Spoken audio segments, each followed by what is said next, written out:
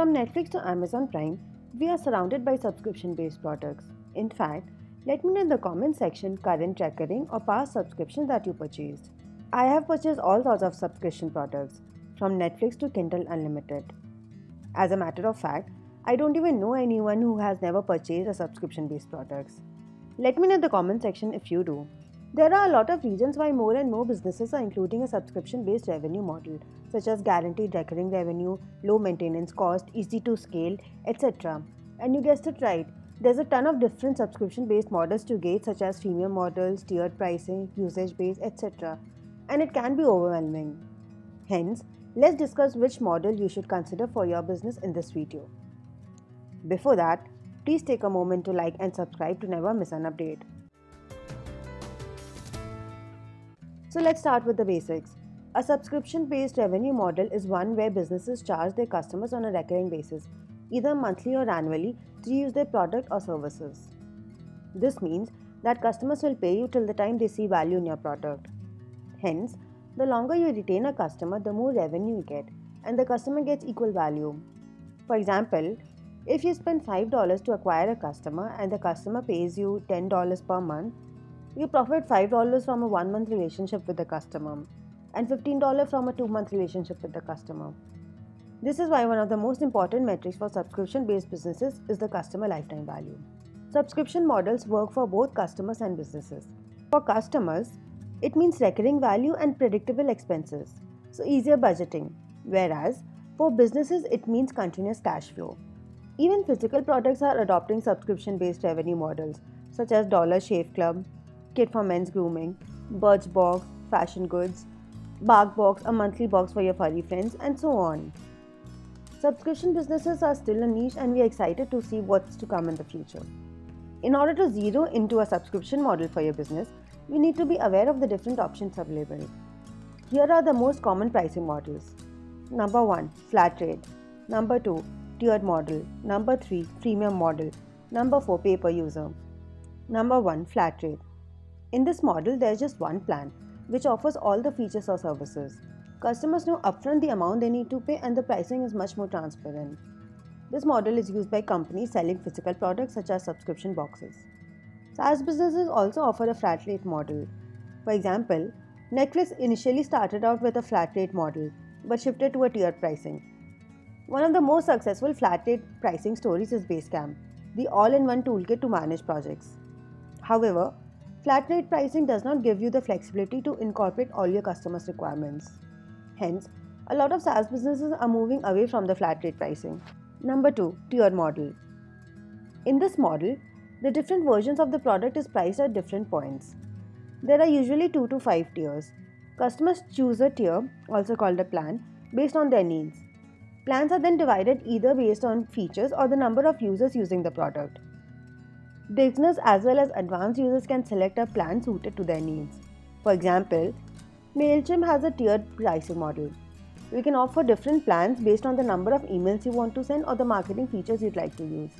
However, tiered pricing should be carefully thought of so as not to overwhelm or confuse the customers. Number 3, freemium model. Freemium is one of the most widely used models. It allows users to sign up for your product or service for free and use a limited set of features or services. Customer acquisition cost is quite low since the free sign-up process attracts customers. Once customers get used to your product, they are more likely to purchase premium features. A lot of companies also test the freemium model when they want to experiment with new features without disrupting the existing business. Medium uses a freemium model. When you sign up, you can read a certain number of stories. To read more, you need to upgrade to the premium version. However, the conversion rate for freemium products is quite low, and customers do not perceive free and paid products the same way. Number 4, pay per user. In this model, you pay for the number of people using your product. It works great for both businesses and customers since customers pay only for who uses the product, and businesses do not risk heavy usage. Slack, for example, uses a pay per user model. It is an instant messaging app where you pay based on the number of team members that use your Slack workspace. Now that we have talked about the most commonly used subscription models, let's talk about how to decide the pricing model for your business. To begin with, start by thinking from your customer's perspective. Know your LTV by CAC ratio when choosing a pricing model. It determines how profitable a business is going to be. We have talked about it. Receiving $20 after spending $5 is more profitable than netting $10 after spending $5. Think about the duration you expect customers to tag along with you. For example, a product like MailChimp is likely to have a higher retention rate since most email campaigns or experiments run for a few months at least. Whereas, the customer lifetime value for a video animation tool might be sporadic since companies use it just once unless they are agencies or rely heavily on visual content. Next, build buyer personas. We cannot stress it enough. To sell anything, you need to know your buyers. Know your customers in and out. Who are they? Where do they live? What problem does your product solve for them? Where do they hang out, online or offline? How much do they earn on an average? What do they do for a living? And so on. The more you know about them, the more likely you'll be able to predict how long they are likely to stay around. Once you know enough about your customers, think about your perceived value. What value do you think your product provides versus what your customers think the value is? You will find a lot of resources on SaaS pricing because at the end of the day, your pricing model is the crux of the business. This is what will entice your customers to purchase. Hence, you might want to think about the following factors as well. Number 1, price anchoring. Number 2, charm pricing. Number 3, odd even pricing. Number 4, trial pricing. And number 5, product bundle pricing. Number 1, price anchoring. Pricing is always relative. You know that a bottle of water is supposed to be $1.50. Hence, if you come across a bottle of water for $5, you immediately realize how ridiculous this is. Now, imagine you walk into a restaurant hoping to buy a bottle of wine for $20. However, there are only wines worth $200 on the menu until you see a bottle of wine worth $50. Naturally, $50 seems quite reasonable when compared to $200.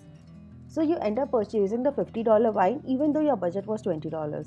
Similarly, SaaS companies use the concept of an anchor with which their customers can compare the prices.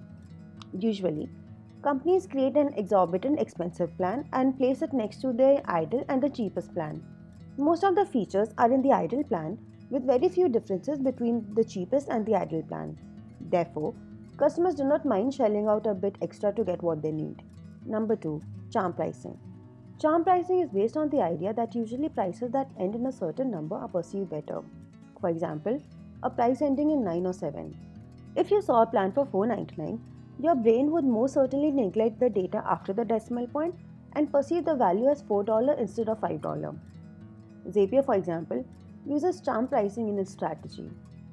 However, charm pricing makes less sense for digital products since more and more people are now overcoming the psychological impact. Number 3, odd even pricing. Odd even pricing is similar to charm pricing except that the prices are reduced by a random number so that they are under the nearest rounded point price. Zersual, a virtual assistant service, uses odd even pricing. A good practice here is to A/B test your price points to come up with what resonates with your customers the best. Number 4, trial pricing.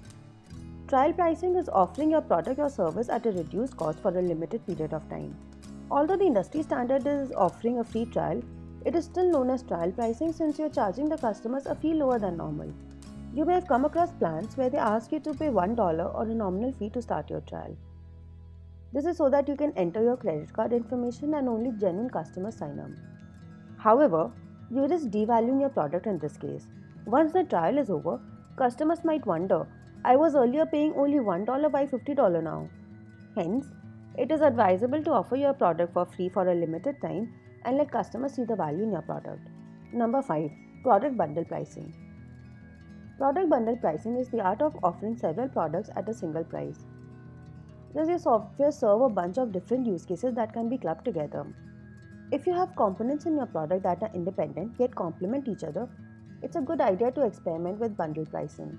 A lot of your customers might not need all the products in your bundle, but the ones who do are more likely to opt for the bundle pricing rather than individual products. HubSpot, for example, does it really well. HubSpot allows customers to customize and select the bundle as per their requirements. Product bundle pricing is useful if you offer a bunch of standalone products and is a great way to simplify the complex sales process. Well, no matter how many pricing strategies you are aware of, implementing them is hard. You should know your customers and keep testing your pricing. You cannot just set a standard price and forget about it. Keep in mind that you don't necessarily need to test new pricing with older customers as well. Also, too many options only paralyze the users. Keep them clear, concise, and keep testing your pricing plans unless you figure out what your customers need. Let me know in the comment section some of the ways in which you conduct pricing experiments or what did you think about this video.